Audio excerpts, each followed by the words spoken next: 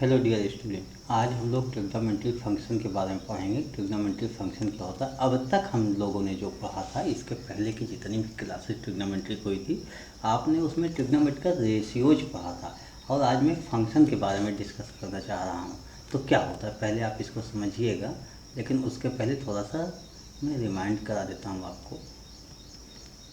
Theta angle के लिए जब हम लोगों ने बात किया था ABC लेके इस तरीके से, तो थीटा के सामने परपेंडिकुलर होता है और उससे लगी हुई साइड को हम लोग बेस बोलते हैं, और ये हाइपोटेनियस हो जाता है। हाइपोटेनियस, परपेंडिकुलर और बेस, इस तरीके से हमारे पास हो जाते हैं सभी। और जब हम लोग साइन की बात करते हैं कि साइन थीटा क्या होगा, तो आप लोग याद कीजिए कि परपेंडिकुलर अपॉन हाइपोटेनियस बोल देते थे। कॉस थीटा की बात होती थी बेस अपॉन हाइपोटेनियस, और टेन थीटा की बात होती थी तो आप लोग परपेंडिकुलर अपॉन बेस बोलते। तो ये आपको याद होना चाहिए। और इसी का रिवर्स कर, तो जैसे कॉसेक हो गया तो एच अपॉन पी होता है, सेक हो गया तो एच अपॉन बी होता है, और कॉट हो गया तो बी अपॉन पी होता है। इस तरीके से मान लीजिए कहीं लिखा गया है कि कॉसेक थीटा क्या होगा। कॉसेक थीटा तो आप यहीं से एच अपॉन पी बोल देते हो, और जब सेक थीटा की बात होती थी तो आप बोलते थे एच अपॉन बी, और कॉट थीटा की मतलब इसी का रिवर्स कर देते हैं तो बी अपॉन पी। ये आप लोग पहले क्लास में पढ़ चुके हो। यहाँ तक हम लोगों ने पढ़ा था तो हम लोगों ने कहा था कि ये ट्रिग्नोमेट्री का रेशियोज होते हैं, यानी दो साइड जो राइट एंगल ट्रायंगल होता है उसकी दो साइड का रेशियो निकाल दो तो उसको हम लोग ट्रिग्नोमेट्रिक नाम दे देते हैं। साइन, कॉस, टेन, सेक, कोसेक, कॉट, इस तरीके से आपने देखा। अब हम लोग आज फंक्शन के बारे में पढ़ेंगे, फंक्शन क्या होता है। तो चलिए हम लोग फंक्शन के बारे में पढ़ते हैं थोड़ा सा। क्या करते हैं, देखिए एक हमने सर्किल ले लिया, ठीक है। इस सर्किल की कंडीशन में इसका सेंटर जाहिर सी बात कहीं ना कहीं तो होगा ही, ये सेंटर हो गया। और इस तरीके से हमारे पास ओ नाम दे दिया। यहाँ पर एक्सेज को मैंने कह दिया कि भाई एक्स एक्सेज पर है, और ये परपेंडिकुलर लाइन को कह दिया कि वाई एक्सेज पर है। वाई एक्सेज है, दिस एक्स एक्सेज है। यहाँ पर हमने क्या किया, कोई एक पॉइंट लेट कर लिया ए बी, और इसको ऐसे ज्वाइन कर दिया। इस तरीके से मैंने ज्वाइन कर दिया।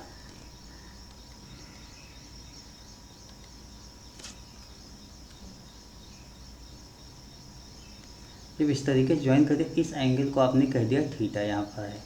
अब आप देखिए, अगर हम यहाँ पे साइन कॉस टेन की बात करें तो सबसे पहले इसको हम ज्वाइन कर लेते हैं।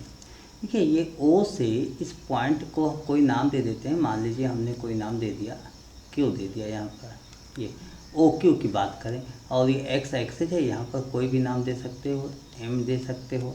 तो एम में ओ क्यू एंगल की बात करें तो एंगल थीटा हो गया। अब यहाँ पर साइन कॉस टेन की हम लोग बात कर लेते हैं। देखिए साइन थीटा क्या होगा, कॉस थीटा क्या होगा, इस तरीके से हम लोग बात कर लेते हैं।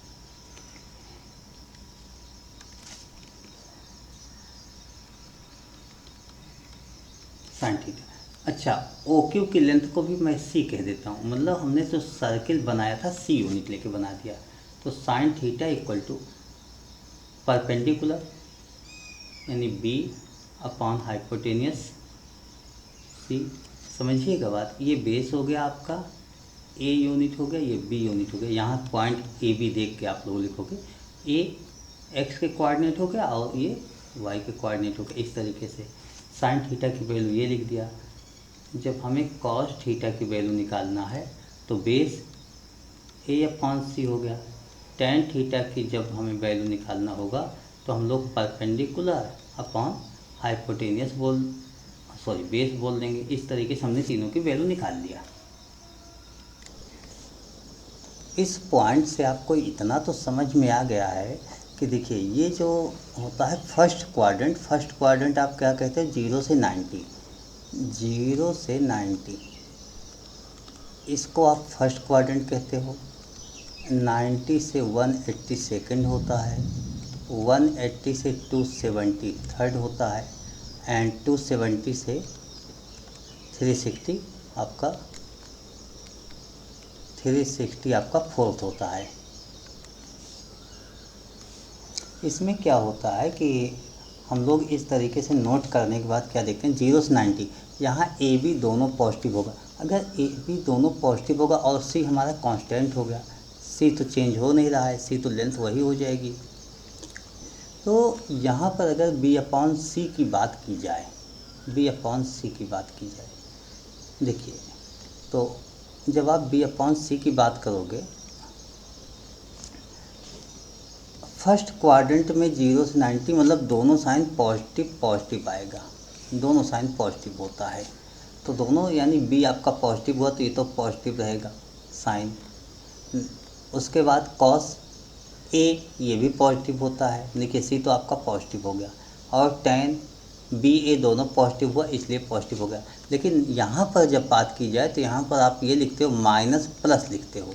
इसका मतलब हुआ जहाँ पर आपने ये पॉइंट यूज किया है, देखिए यहाँ पर ए की वैल्यू एक्स एक्सिस पर यानी ये वैल्यू चेंज हो रही है, ए की वैल्यू, तो जो ए वाला है वो निगेटिव हो जाएगा, तो ये ए अपॉन सी निगेटिव होगा, यहाँ भी ए है इसलिए निगेटिव होगा, और ये तो आपका पॉजिटिव ही रहेगा। अब यहाँ पर जब मैं बात करूँ तो दोनों माइनस होता है, इसका मतलब हमारे पास ए बी दोनों माइनस है। देखिए यहाँ बी है, सी से तो कोई मतलब है नहीं, सी तो ऑलरेडी पॉजिटिव हो गया, सी हमारे पास डायगोनल है, सी ग्रेटर देन 0 मतलब पॉजिटिव भी रहेगा। तो इसमें क्या देखते हैं कि हमारे पास जो ये बी है ये निगेटिव हो जाएगा, तो ये भी निगेटिव हो गया, यहाँ ए सी है ये निगेटिव हो गया, और यहाँ ए बी है दोनों निगेटिव हो गया इसलिए पॉजिटिव हो गया। भाई निगेटिव डिवाइड बाय निगेटिव, ये दोनों निगेटिव निगेटिव साइन रहेंगे तो पॉजिटिव हो जाएगा। इसी तरीके 270 360 यहाँ पर प्लस और माइनस होता है। इसका मतलब हुआ कि हम जब इस क्वाड्रेंट में आते हैं, फोर्थ क्वाड्रेंट में आते हैं, तो हमारे पास ए तो पॉजिटिव रहेगा लेकिन बी वाला स्टेप्स निगेटिव हो जाएगा, वाई क्वाड्रेंट निगेटिव हो जाएगा, तो बी निगेटिव हो जाएगा, ए पॉजिटिव रहेगा, और ये बी निगेटिव ए पॉजिटिव रहेगा, तो ये निगेटिव होगा। इस तरीके से हमने कुछ साइन अपने नोट कर लिए कि किस तरीके से हम लोग साइन का यूज कर सकते हैं। तो इससे कुछ आपको रिजल्ट मिल रहा है। क्या रिजल्ट मिल रहा है, हम लोग इस रिजल्ट के बारे में डिस्कस कर लेते हैं।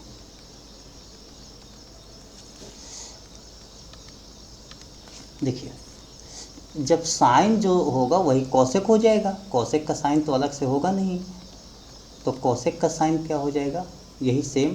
तो हम ऐसे लिख देते हैं ना कि साइन कॉसेक दोनों साइन सेम होता है, तो हम ऐसे लिख सकते हैं कि साइन और यहीं पर कॉसेक भी लिख लिया जाता है।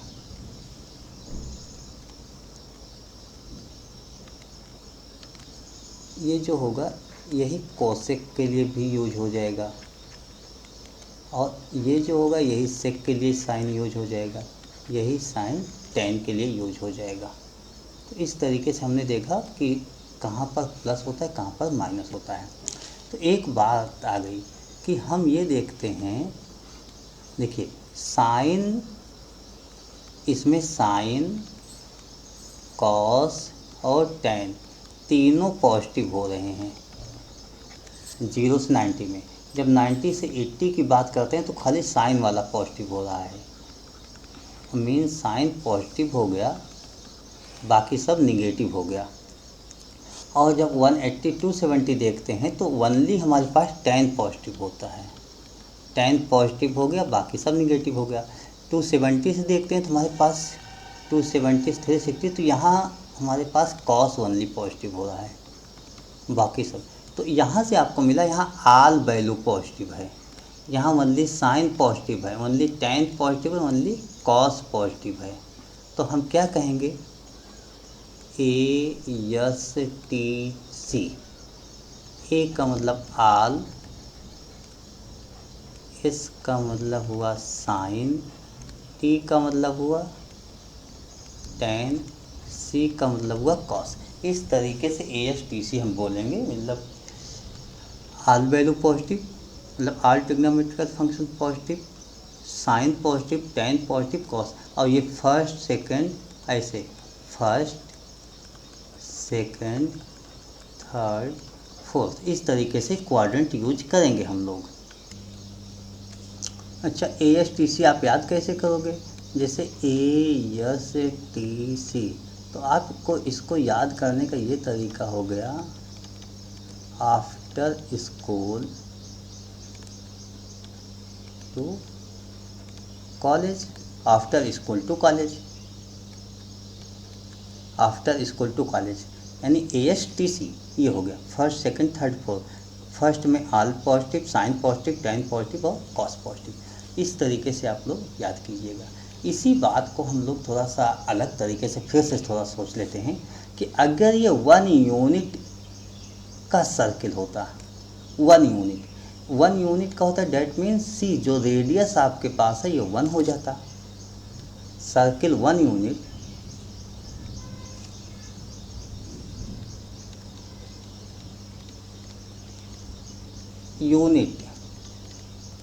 ठीक है, मतलब सर्किल यूनिट रेडियस का होता है। यूनिट का मतलब ही 1 हो गया, तो 1 का हो गया, इसका मतलब C की वैल्यू तो 1 हो जाएगी। यहाँ पर जब हम लोग आएंगे तो यहाँ पर 1 होता जाएगा, तो रेडियस 1 हो गया, लेकिन ये पॉइंट जो होगा 1,0 हो जाएगा। नए सर्किल में आते हैं हम लोग।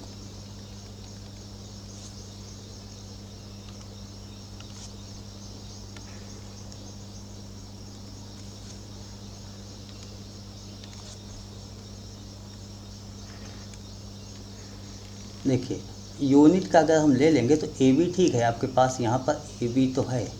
जो मैंने C बोला था, C यही तो बोला था, ये इसको C बोला था। अगर 1 यूनिट का ले लें तो यहाँ से यहाँ तक 1 हो गया, तो ये 1,0 हो गया।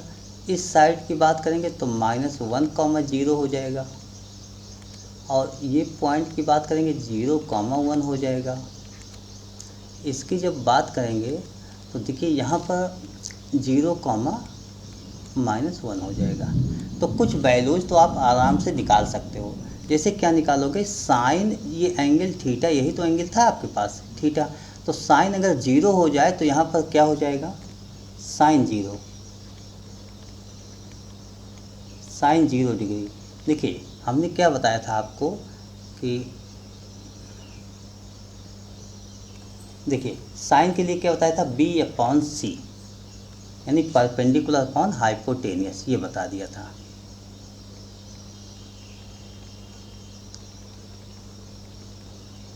तो यहाँ भी B/C ही तो हम लिखेंगे, लेकिन अब यहाँ B की वैल्यू 0 हो गया और C जो है वो यही वाला यहाँ पर आ गया, ये हो गया, तो 1 हो गया। इसका मतलब 0/1, तो ये 0 हो गया। तो ये साइन 0 यही नहीं होगा, इसके लिए भी -1 के लिए क्या हो जाएगा?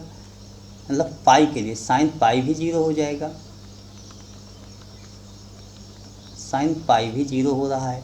इसी तरीके से मैं कॉस की देखूं कंडीशन, कॉस 90 पर आप देखो, 90 पर आपका देखिए, कॉस में क्या लिखते थे हम लोग? फिर से याद कीजिए, कॉस थीटा एंगल की बात हो जाए तो यहाँ बेस अपॉन A/, लिखते थे, A/C। तो A की वैल्यू यहाँ पर जो है ये A यहाँ जाएगा इस तरीके से, तो ये तो A आपका क्या हो जाएगा? हाइट 1, और C की वैल्यू 1 ही होगा, तो 1/1 हो जाएगा। सॉरी, इसको आप लिखोगे, ये B/C होगा, तो ये B की जो वैल्यू है मूव करते हुए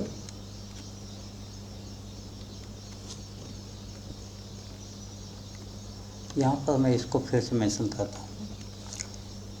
देखिए इसको फिर से आप देखिए, जब मैं कॉस लिखता हूँ तो बेस अपॉन होता है, बेस अपॉन मतलब दिस अपॉन,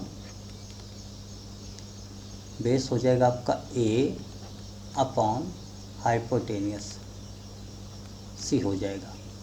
और A जो हो जाएगा आपके पास, A अगर यहाँ से मूव करते हुए यहाँ तक मैं आ जाऊँ A, तो यहाँ पर डिस्प्लेसमेंट A 0 हो जाएगा, 0/, उसके बाद 1 हो जाएगा तो 0 हो जाएगा। cos 90 की वैल्यू 0 हो गई हमारे पास। इस तरीके से मैं देखूंगा, अगर यहाँ पर वापस आ गए मैं तो π/2 से यहाँ 3 यहाँ भी 0 हो जाएगा। cos 270 ये भी 0 हो गया। इसी तरीके से मैं tan अगर देखता हूँ, tan क्या होता है, perpendicular upon base b/a tan theta. तो b/a परपेंडिकुलर आपके पास यहाँ पर तो परपेंडिकुलर 0 ही होगा, 0/1 हो जाएगा, तो ये भी 0 हो जाएगा। मीन tan की वैल्यू अगर देखा जाए, tan 0 पर 0 हो गया और 180 पर भी 0 होगा, tan 180 पर भी 0 हो गया। तो इस तरीके से आपने कुछ वैल्यूज़ देखी। तो इन वैल्यू पे हम लोग थोड़ा डिस्कस करेंगे। देखिए ये 0 पर तो 0 हो गया, 180 यहाँ पाई पर भी 0 हो गया, मूव किया यहाँ पर फिर से वापस। तो आप क्या देख रहे हो कि आप मूव करते हो तो 2 पाई, ये एक राउंड मतलब पूरा 360, 2 पाई के बाद वही वैल्यू रिपीट हो रही है। तो यहाँ पर जो हमारे पास ये वाली कंडीशंस आ रही है, इससे मुझे एक बात मिली, C0 और ये पाई जो कंडीशंस है इसको मैं कुछ इस तरीके से लिखूँगा कि sin 0 इक्वल टू 0। अच्छा cos 90 लिखा है, cos 0 में भी लिख लेते हैं। तो cos 0 की वैल्यू कब हो जाएगी, cos 0 की वैल्यू 1 हो जाएगी। यहाँ से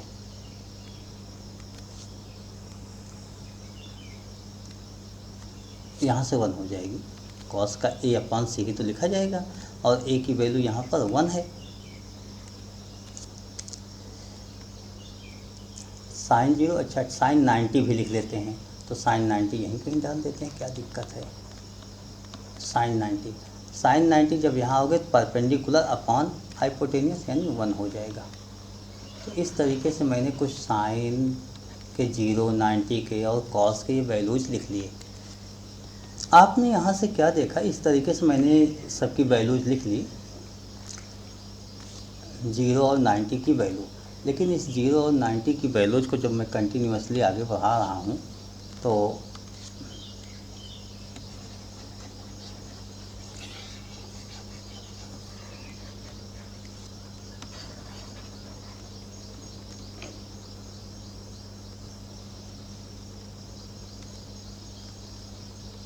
cos 90, अच्छा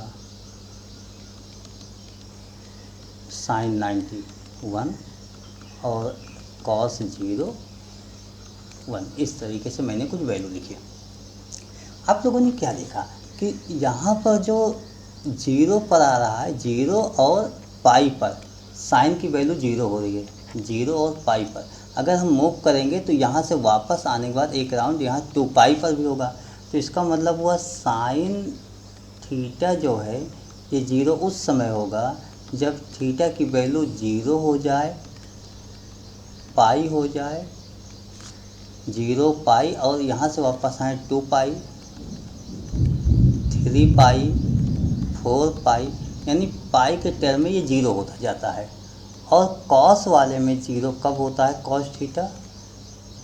कॉस थीटा उस समय 0 होता है। यहाँ से देखिएगा कॉस थीटा cos 90 पर 0 होता है ये। तो थीटा इक्वल टू 90 का मतलब यहाँ पर मैं π/2 लिख सकता हूँ, π/2, और इसको आप 3π/2 बोलते हो, 3π/2। अच्छा एक राउंड पूरा जब कंप्लीट करोगे ना, यहाँ से पूरा ऐसे रोटेट करोगे तो वापस यहाँ जब आओगे तो ये पाई प्लस π/2 हो जाएगा। तो मीन 5π/2। इसके बाद यहाँ से फिर से वापस आओगे 7π/2। इस तरीके से आपके पास ये कॉस में वैल्यू हो गई, ये साइन के लिए हुआ, ये कॉस के लिए हुआ। तो यहाँ से क्या देख रहे हो, साइन थीटा की वैल्यू हमेशा पाई के मल्टीपल में, जैसे 0 पाई, 1 पाई, 2 पाई, 3 पाई, 4 पाई, तो आप लिख सकते हो कि n पाई होगा इस तरीके से। अच्छा पॉजिटिव और निगेटिव रिवर्स भी आप मूव करा सकते हो। तो n बिलोंग टू आप क्या लिखोगे, n बिलोंग टू इंटीजर, ऐसा। और कॉस की केस में कॉस थीटा इक्वल टू, देखिए π/2 का मल्टीपल है, यहाँ पर बहुत अच्छी तरीके से समझिएगा कि ये π/2 का मल्टीपल है, लेकिन इसमें जो नंबर आ रहे हैं जैसे 1 3 5 7, 1 3 5 7 जब आप नंबर लिखते हो 1 3 5 7, ये ऑड नंबर होते हैं। ऑड नंबर लिखने का तरीका ही होता है 2n+1 और n बिलोंग टू इंटीजर, यानी n कोई भी इंटीजर होगा। इस तरीके से जब आप लिखोगे सभी ऑड नंबर आ जाएंगे। तो साइन और कॉस की वैल्यू इन स्टेप पर हमेशा 0 होती रहेगी, हमेशा 0 होगी। तो आप ये लिखोगे यहाँ पर इसी के साथ,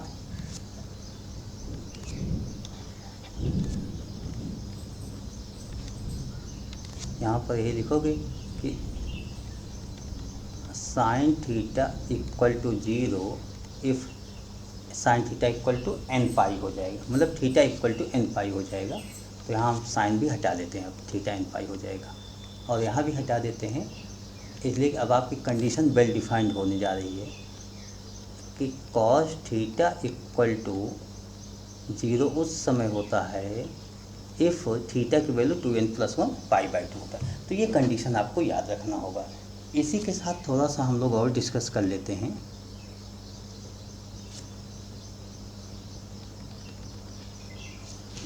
कि जो कॉसेक हम लोग लिखते हैं, देखिए कॉसेक थीटा क्या होता है 1/sin थीटा। तो कभी भी देखिए 1/0 तो हो नहीं सकता, तो इसका मतलब कॉसेक थीटा की वैल्यू के लिए साइन थीटा 0 नहीं हो सकता। मीन कॉसेक की केस में theta equal to not be n π, ये नहीं होगा। सेक थीटा की केस में हम लोग देखते हैं 1/cos थीटा होता है, यहाँ भी 0 लिखना मना है, यानी cos थीटा की वैल्यू 0, क्योंकि नोमिनेटर और डिनोमिनेटर ऐसे होता है, तो डिनोमिनेटर शुड नॉट बी 0, ये कभी भी 0 नहीं होगा। तो cos थीटा 0 नहीं होगा, mean theta equal to not 2n+1 π/2। जब tan थीटा की बात हम लिखेंगे, tan थीटा क्या होता है sine theta upon cos theta, और ऐसी केसेज में कॉस थीटा 0 नहीं होगा, mean theta equal to not 2n+1 π/2। Cot theta की अगर बात कर लें तो कॉट थीटा में आप कहते हो कॉस अपॉन साइन होता है, मीन यहाँ पर साइन थीटा 0 नहीं होना चाहिए, तो theta equal to not n π। ये 4 कंडीशन, तो यहाँ पर क्या नहीं होना चाहिए, ये हमने आज समझा कि इस तरीके से वैल्यूज नहीं होनी चाहिए। इसी के साथ हम लोगों को ये भी मिला कि इसका पीरियड कहाँ मूव के होता है। तो आपने यहाँ पर जब मूव करा के देखा था,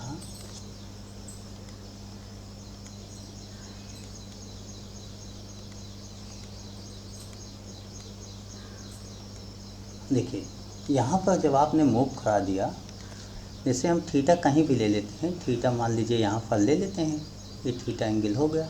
तो अगर आप मूव कराओगे, पूरा एक राउंड मूव करा के वापस आओगे तो 2π + थीटा यही हो जाएगा, और उसके बाद फिर से मूव करा दोगे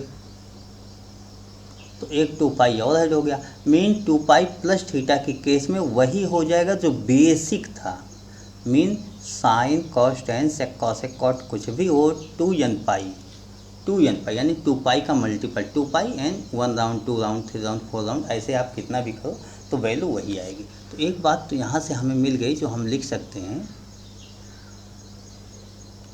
वो ये लिख सकते हैं कि साइन 2n π + थीटा, ये साइन थीटा ही आता रहेगा, कॉस 2n π + थीटा, और कंडीशन बाद में हम लोग डिस्कस करेंगे, लेकिन अभी बेसिक कंडीशन जो मुझे मिल रही वो डिस्कस कर लेते हैं। tan 2n π + theta, tan theta हो जाएगा, कॉसेक 2n π + थीटा, वापस आके हम वहीं कोसेक पर आ गए, यानी जो बेसिक कंडीशन थी sec 2n pi plus theta sec theta and cot 2n pi plus theta equal to cot theta.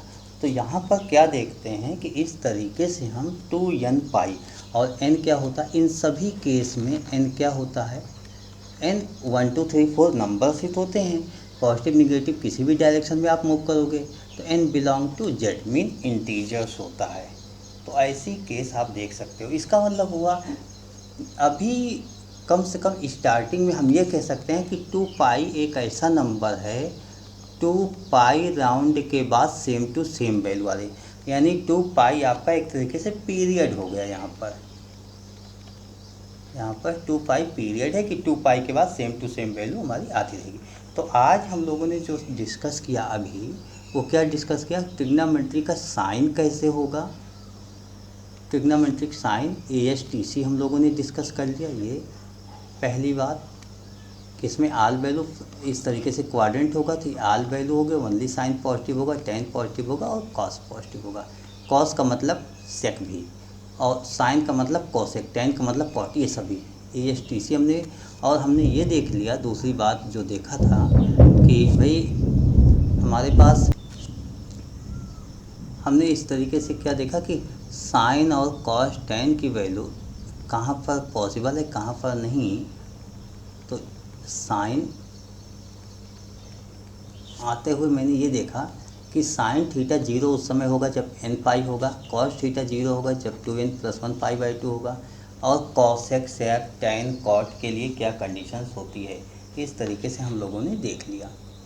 और तो आज के लिए इस क्लास के लिए मुझे लगता है इतना ही, और हम लोग नेक्स्ट क्लास में मिलते हैं। नेक्स्ट क्लास में हम लोग इनके ग्राफ के बारे में डिस्कस करेंगे, इंक्रीजिंग डिक्रीजिंग के बारे में डिस्कस करेंगे, और फंक्शन क्या होता है यहीं से, मतलब ये जो वैल्यूज है इसी से हम लोग फंक्शन डिसाइड करेंगे, लेकिन ग्राफ के साथ डिस्कस करेंगे।